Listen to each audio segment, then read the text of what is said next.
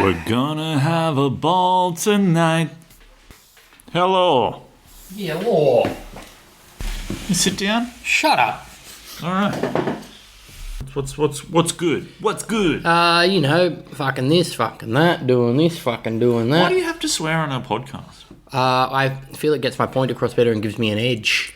Gives you an edge? Yeah. Do you remember the wrestler Edge? I do, but do you think people go, ooh, that guy, be careful of him? I think there are people sitting there and they're like, oh yeah, what's this rubbish? And then they hear me say fucking, and they're like, oh, what's that? All right. And their ears pin up a bit. Oh, I see, he's one of those kind of guys. I'll tell you what you've done. You've fucked our chances of ever getting picked up by the Disney network.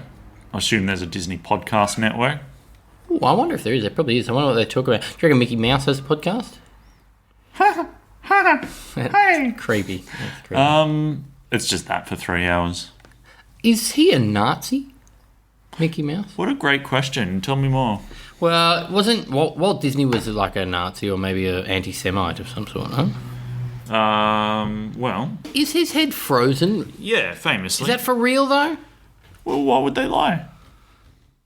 Same reason I swear on the podcast. Give him an edge. For edge. Yeah. No, quite famously, yes, his head is frozen. He was a pioneer in the cryogenics field, my understanding is. What's he hoping for? What's he waiting on? The technology for his head to live, I guess. Like mechatronic body? I believe so. Yeah. Oh, fair. So, I don't know if he's just like on a... Did he have a disease? Did he die of a disease? Because I've heard of people doing that where they freeze their heads waiting for the. Let's assume so. Let's assume he had cancer or some such. Whoa! Get out! Oh, I think the rumor is, but he's stored under the Pirates of the Caribbean attraction while frozen. That's not what we're asking, though. We're asking if he's frozen at all. Fact, that cuckoo's back, man. Right, forget all that Walt Disney stuff, right? No, I can't. I want to find out. Listen, we were talking in the car on the way here, right? Yeah. And I had various old real estate commercial jingles stuck in my head. Right? Go on. And that got us in the topic of having songs stuck in your head. Yeah. And it reminded me of... So occasionally I'll get Rhythm is a Dancer stuck in my head. Yeah, that's fair. That's an earworm. Okay. Problem with that is, and I've done quite a few podcasts before this one. On one of my other podcasts, one of my co-hosts revealed that the very first time he wanked off, the song Rhythm is a Dancer is playing. Wow. Which now obviously must feel weird for him whenever he hears that song. But good. Also weird for me when I start thinking of that song. Because now I just picture a younger version of my friend slapping his salami. Probably not a younger version, just the same. It is actually the same. It's the older version. The same person. I don't imagine him younger. Yeah, no, it's just the same guy. So, yeah. That's weird. Great. Good. Yeah. Information for life. Yeah, I don't know why I told you either. I just... Because we're talking about songs stuck in heads. Yeah, I know. But it's also like... I guess my problem is that I can't ever enjoy that song ever again. Do you have any other songs you can no longer enjoy anymore? Well, I mean, no one can enjoy Never Gonna Give You Up anymore. That's been ruined, hasn't it? Yeah, that got ruined. I can't listen to Ice Ice Baby now. It reminds me of Walt Disney. Here's a question. Why did they seem to have such lax copyright laws in the early 90s? Because, Ice Ice Baby is a clear rip of Under Pressure. You Can't Touch This is a clear rip of Prince song. Yeah, but I don't know if you're saying clear rip or they paid them royalties to sample their song. They didn't. Why? I don't know if you... Where do you get that info from? Well, hip-hop is known for its sampling. I know, but I'm sure there was... But that's not sampling. That's just straight rip. Anyway, let's talk about sport.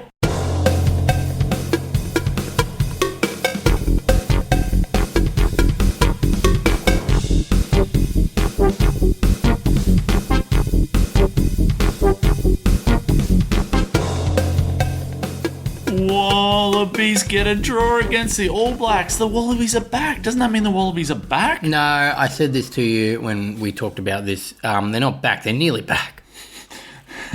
but a win would be back. No.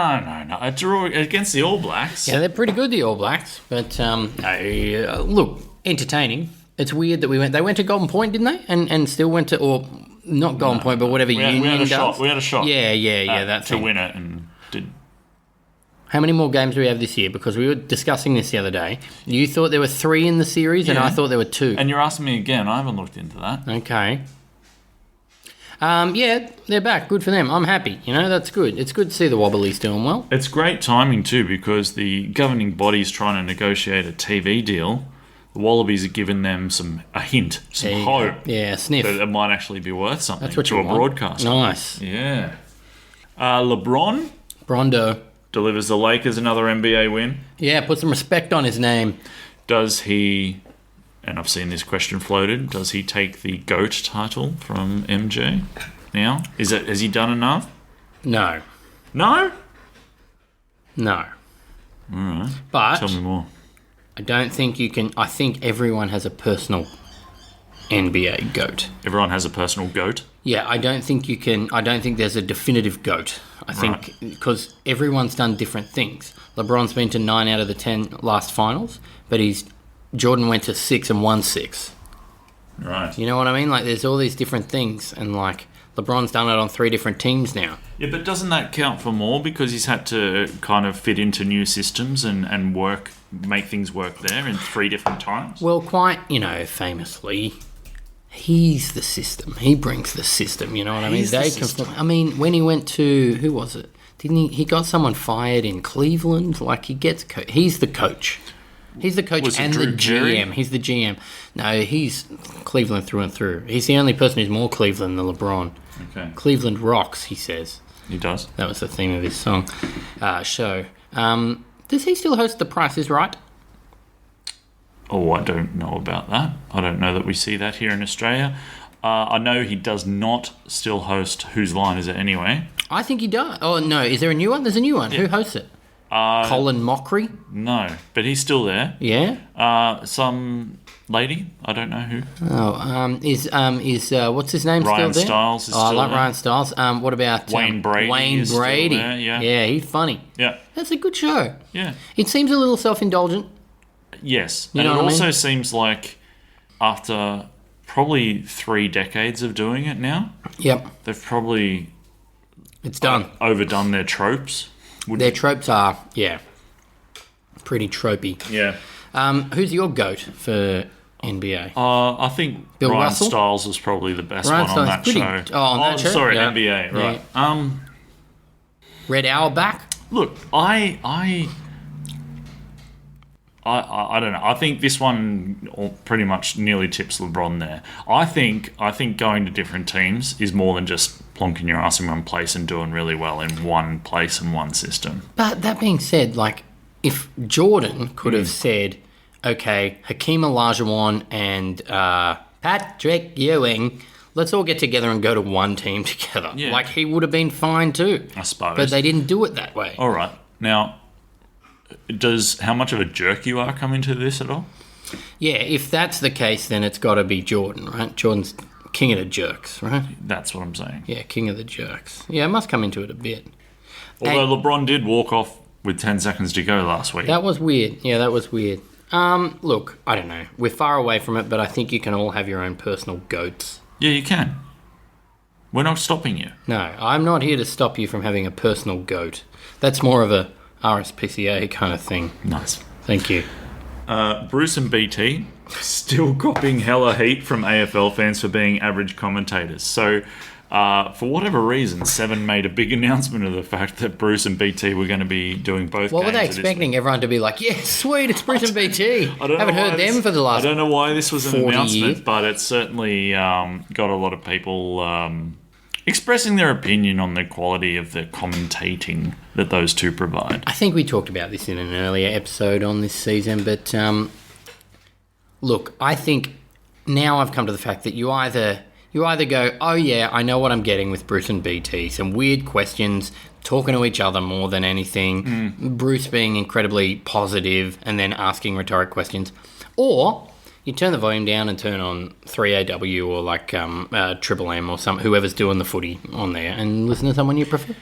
Yeah, I mean, it's got me thinking, like, do people...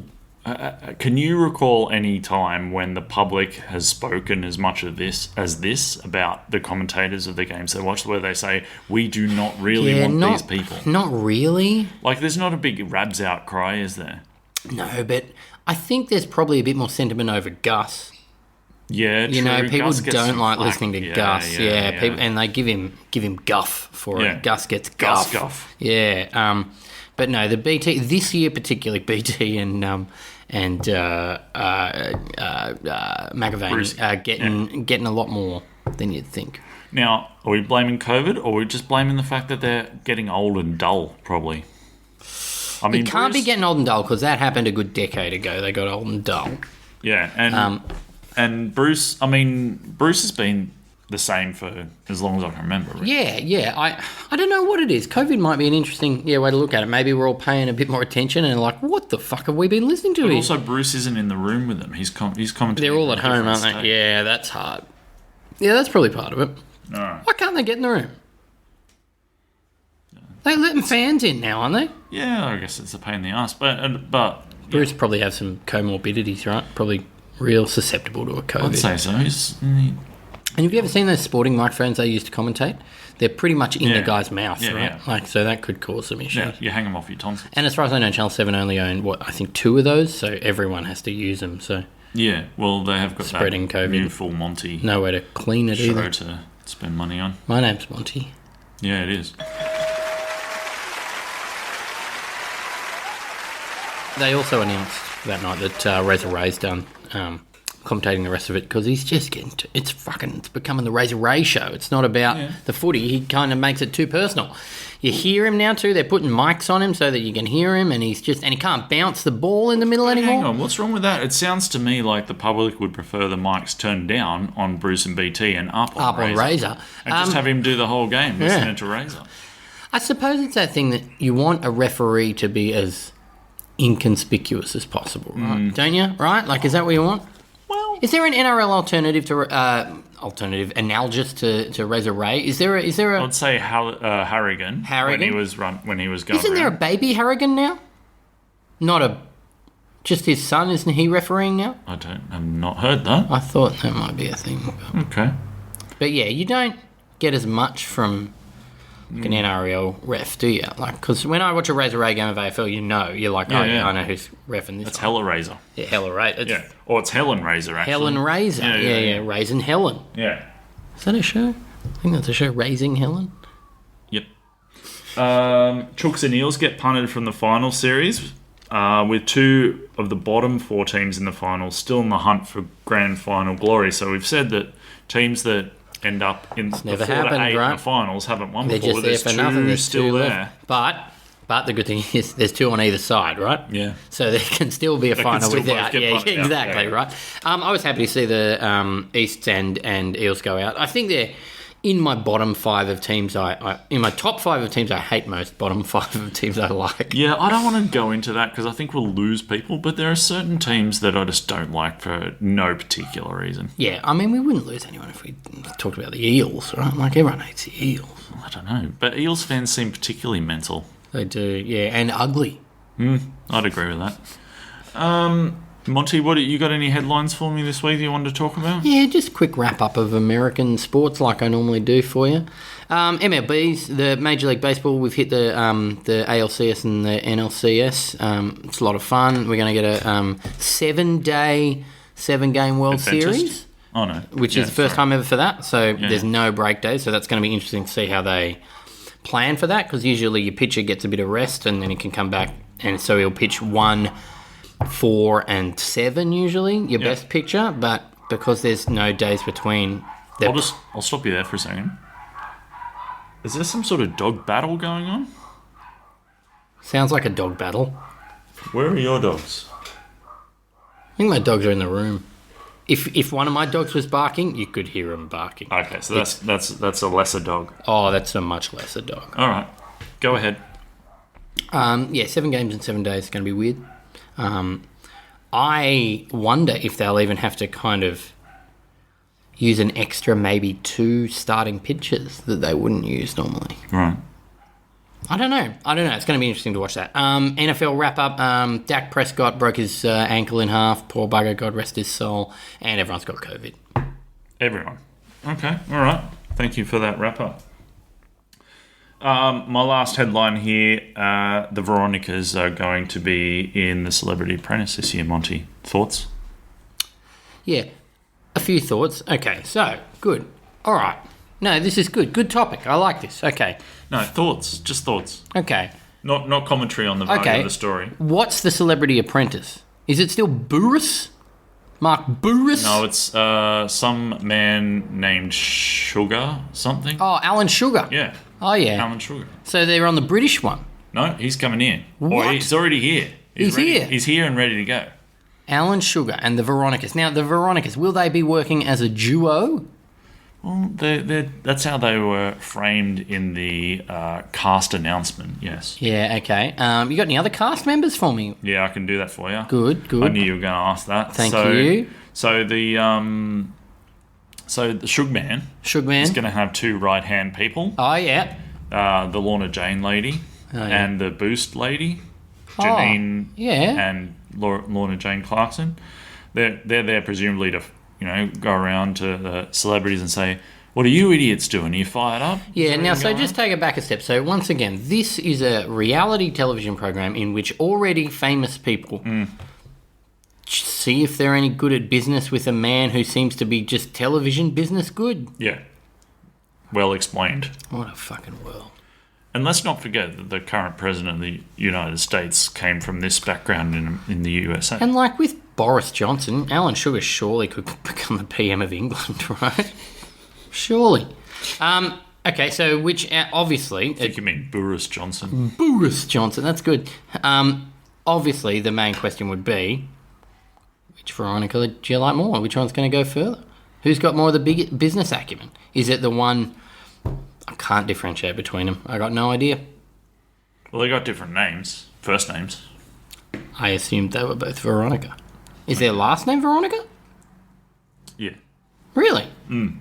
So you got Michelle Bridges. Oh, yeah. Yeah. Celebrity trainer, author, etc. Whipper from the Fitzy and Whipper. Yeah. Fame. Whiffley. Said Veronicas. Ross Noble. Oh, yeah. Which would be good. Hey, I'm to not. watch. Yeah, I'm kind of feeling this all right so far. Martha Califratidis. Califragilistic. Married at First Sight person. Rob Sheedy. He's done Here Come Rob's the Bits. hilarious. Yeah, I know Rob Sheedy. Camilla Franks is a fashion-y sort of person. Anthony Collier, small-statured singer. Didn't news come out recently that he got death threats during the Australian Idol performance? Did he? Death threats. Really? Yeah, that's a really weird thing to happen. Because he was kind of potentially going to win and they didn't like that? Is that what you mean? I assume. Do you know any more? Not really. I heard it on the radio the other day. I've got a story for you, actually. I was listening to the radio last night. Do we got any more on the Celebrity Apprentice? I was just going to tell you more people, but keep going. I'll tell you my story. So I don't give a shit. Okay, well, my story was last night. I was listening to the radio when I was coming home. This weekend, apparently Qantas had a flight where they picked people up in Sydney, full plane, 737 maybe. Is that the one that's gone? Whatever, big one. Flew up the coast to the Great Barrier Reef, flew around a few times, then to Uluru, flew around a few times, back to the Great Barrier Reef, then back to Sydney. 8-hour flight in the air. People paid fair whack of money for it just because they missed travelling. To get out of their house. Well, just missed travelling, day out. That's fucking bizarre. First world fucking shit, isn't it? That is so irritating. Yeah, right? Isn't that? Think of all the petrol that was wasted. Think of all the environmental... And it's good they've got to look at the Great Barrier Reef. There's some kind of irony in that, isn't there? Yeah. It's like, yeah.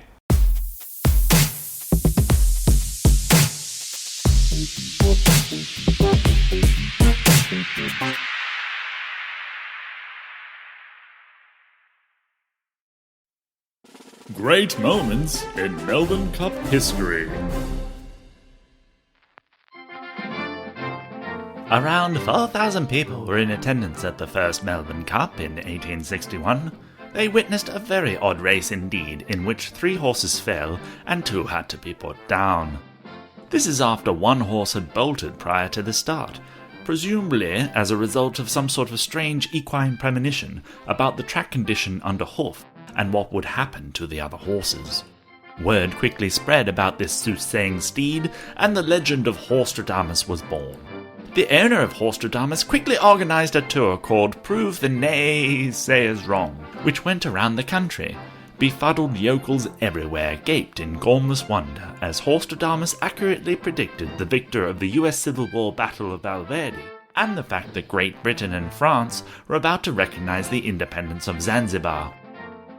Horstradamus' popularity waned when crowds tired of the horse's tendency to predict the outcome of overseas political and military events, rather than anything they could perhaps put a bet on, like which of his horsey brethren might win upcoming races. Horstradamus died alone and in shame, strangely unable to predict his own embarrassing decline and demise. Now, before we go, I have one sports news story I found this morning that I would just like to read you. First of all, I'll read you the headline, and then we can just go through the story and see how we go. The headline is, Toilet Gate haunts chess master as secret identity scandal erupts. Good. In our latest production meeting, I did say to you that we don't have enough chess gear on this podcast. Yeah, I know, and we've got a big kind of contingent of chess fans out there waiting. Yep. Well, they're frothing. What do you got? All right. Banned former Grandmaster Igor's. Yeah. Pluralised, not just Igor, Igor's. That kind of lends to the double identity stuff I was thinking in the film. Anyway, Igor's Rousus had a mess on his hands after being busted cheating on the toilet last year. Mess on his hands while he was on the toilet. And the stains have stuck with him. Oh, it's just a bit of, this is, all right, this is Tyson Otto. Tyson Otto, all right. Tyson Otto. We see you, Tyson. The 59-year-old was this week busted again trying to compete under the cloud of a secret identity while still serving his 6-year ban. Cloud of a secret identity? No. I think you just need secret identity. I think all the poo innuendo you set up nicely in the first paragraph was just ruined by that weird phrase. Cloud. Why'd you use cloud? Rousus was in 2019 exiled from all FIDE, which I assume is the chess people, chess tournaments, and stripped of his Grandmaster title after he was caught on the loo in an embarrassing photo that showed the Latvian Czech player sitting on a toilet, looking at a mobile phone during a break in the middle of a competition. Now, I don't know. Obviously, there's probably more to that story, but I've looked at mobile phones on the toilet. Yeah, so I the thought would be he's cheating somehow, right? But how though? You need to be able to say how. I don't know how you cheat at chess, really, except maybe contacting someone who's better at chess than you and saying, "What should I do?" Well, that's one, but I'm sure there must be some sort of chess simulation games or apps that you can have. So you plonk all the pieces in a situation and say, all right, what would you do from here? Okay. So, but did we get to a point where computers are beating us at chess? Yeah, fuck yeah. We did? I thought we were still beating them. No, they can beat us. Deep Blue? That's a name of a computer, yes. Yeah, did he? I'm reasonably sure Deep Blue was successful. I don't know all the time, but certainly sometimes. Look, they could kick our ass. Okay, it was cheating, sure. We move on. He is now at the centre of another chess storm after... I like a chess storm. Another chess storm after he was sprung competing under a new identity at a tournament in Valka, Latvia, with reports claiming he changed his name after last year's fiasco. To just a single Igor? Ah, nice. That's how they got him, probably. This is pretty similar. However, Chess.com now reports a rival Grandmaster identified Igor's at the competition and alerted tournament officials. Please tell me it was through gameplay alone. Not through seeing going, this is that you, Igor's? Seems familiar. Igor's. Officials failed to... This feels like not one, but two of the Igors. Double Igors. Officials failed to secure official FIDE tournament status because the event only featured 37 players and had a total prize pool of €1,000. So he's competing under a fake name at a pretty shit local tournament? That's a lot of effort. Fucking who cares? Let him go. Who cares? Pretty crappy prize. The report claims Rouses was accused of further trying to conceal his true identity by wearing a face mask, as some of his fellow competitors also did in the middle of the COVID-19 pandemic. Okay. So is it how? I wonder what quality that mask is. It's kind of Mission Impossible quality, where you can be in character for a long time and then just rip it off and be Tom Cruise underneath. I like that. That's good. But also, it's like, yeah, sure, all right, everyone's wearing masks. But like, sure, if you knew Igor's, you could tell him from his brow, couldn't you? You can tell Igor from his brow. That's right. However, rival Grandmaster Arthur's Nixon. I do like that in chess they're called Grandmasters. That feels... It feels right, doesn't it? Arthur's Nixans spotted Rouses at a nearby table at the event and pushed for his immediate disqualification, launching an official protest. Arthur's is what we call a snitch. Arthur's just looking over there like, what the fuck? Igor's, get rid of this guy. The information was passed up the chain of command to officials back in Riga before it was ruled that Rouses was free to play in the tournament because it was not an official FIDE event.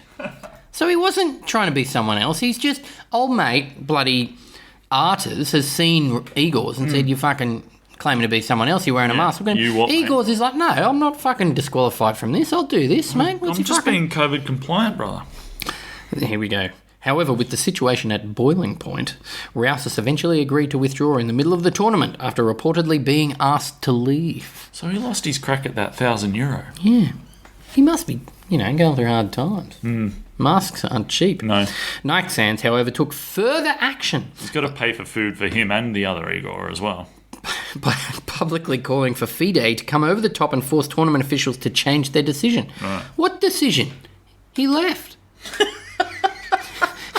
In a Facebook post that called out FIDE, Nixans wrote competitors were left furious because Rouse's involvement stained the tournament, which was being staged to honour chess coach, and this is the hardest one yet, Vsevolodz Dudzinskis. Yeah. Who died earlier this year. Oh. Rest in peace, Vsevolodz. Just in round 3, I noticed that in the tournament, Incognito is playing the notorious Igor Rouses, who has been banned by FIDE to play in tournament for 6 years, he wrote. He was wearing a mask and playing on the lower boards with the name of Issa Kasimi. Right. Thus, I did not even notice him. When I confronted Rouses, what is he doing here, violating the ban? He showed me a new ID with the new name that made several participants immediately furious, and his round 3 opponents declined to play against him. But what happened next really shocked me. Oh, here we go. The tournament organiser, unclear how to solve the incident, decided to call one of the main arbiters in Latvia for an advice. Okay. Just one advice? Just one advice. And then the next sentence starts with an and. And the advice from the nation-wide recognised arbiter was, "It is legal for Rouses to play!" ! Right. I immediately protested that allowing Rouses to continue to play taints the memory of my coach. Taint as well, man. Yeah. The tournament director kindly asked Rouses to leave the tournament, and he luckily complied without further incident. That was pretty lucky. I wonder what FIDE would have to say in this matter. You heard? Yeah. You heard. They said it was fine for him to play. You heard, bro. I don't like Archer. I'm fine with Igor's. I'm fucking all for Igor's in this, or whatever his second fake name was. FIDE Director General Emil Satovsky eventually responded on Twitter suggesting the event should have banned Rouses despite not having any jurisdiction to do so. That's great too. Says, yeah, you guys should have banned him even though you can't do that. This is a crazy world, the chess world. So technically, we cannot forbid him play in some private non-rated event. However, I'd expect the organisers of such tournaments to treat it according to the spirit of a decision. Yeah, fair play. Come on. Yeah. Rouses said simply he did not attempt to cause any offence and had checked to clarify his eligibility before officially entering the tournament. He also denied attempting to conceal his true identity. This one worries me a bit. Surely he showed the fake ID. Yeah. I am a well-known figure in Latvian chess. Everyone could have recognised me already during the first round, he told Chess.com. Yeah. I assume Chess.com is the be-all and end-all of the chess world, right? Yeah, I'm going to go ahead and say yes. Before I went to Volca, I double-checked with the Latvian Chess Federation if the tournament is rated. I was said it is not registered and therefore never will be rated. That's the end of the article. All right. So, a few things to pick up on here. Go on. The deliberate kind of, bottom poo stain recurring theme I like, throughout. you got it. I like that. That's fine. I don't mind that. No. As long as you're consistent. He was cheating on the toilet. throughout. Yeah. Okay. There was, frankly, not enough references to poop. Now, the premise of being one of the most popular, successful, well-known chess players, and then... I don't think he was. No. No, I think he's just middle of the road. Right, but everyone knew him. He was very high up in Latvian chess. But how did everyone know him then? Well, the people in Latvia knew him because he's, you know, there's a small chess community in Latvia, I would assume. Well, maybe not. No. Your Eastern Euros like chess, don't they? Bloody oath they do. Yeah. All right, and just final kind of question. What do you think happens to a chess snitch? A larger, less mobile person comes along and knocks them on the head and they fall over and are no longer in the game. For me, let's just break this down. Man gets banned from chess for 6 years. Yeah. Can't play in FIDE recognised tournaments. Yeah. Sees a local tournament on, probably misses playing chess, calls them and says, hey, I was banned from playing chess in other shit. Can I play in this one? They call Latvian chess. They say, yeah, no, it's not rated. He can play. Comes to the thing, says, all right, I'm going to play here in the thing. It gives a fake name. Yeah, that's the weird part. Wearing the mask, I'm fine with. The fake name is weird.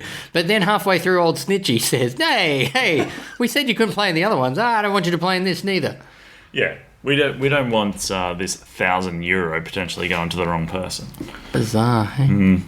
Yeah. All right, let's look for more chess stuff. Oh, I think there's potential to turn this into a chess-specific podcast. Should we just fuck the rest of the sport off completely? Please. All right, okay. We might become the premier tangential chess podcast. You got any good names for a chess podcast? Everything's black and white? Rooks and pawns? Yeah, something like... J10 to F5? I don't think you could do that. Forget about it. On that note, I'll see you next week.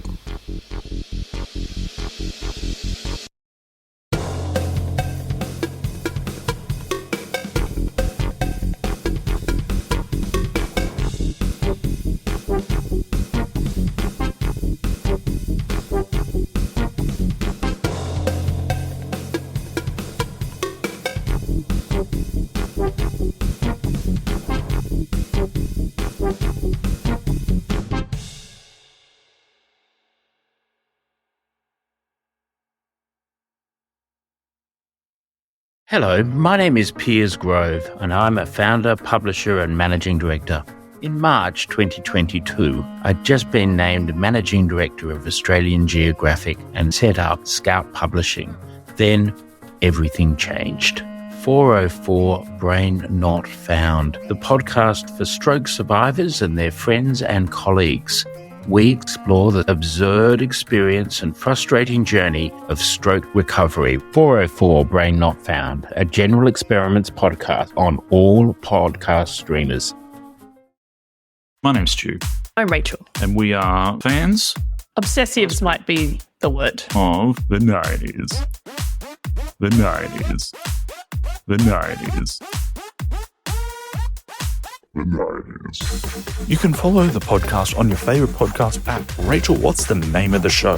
Swinging on the flippity flop. Why the 90s? We lived it. We lived it. We were it. Was it the best decade ever or the lamest? Let's find out. Flippity flop.